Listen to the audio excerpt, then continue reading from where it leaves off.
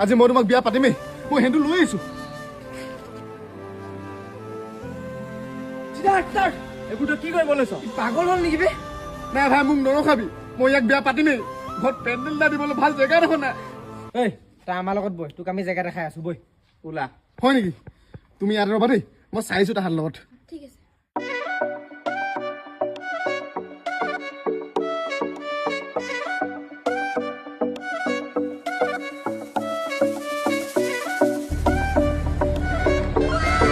ভাই এইটোৱে হৈছে অজ্ঞত থানা বিবাহৰ ভিতৰলৈ ব'ল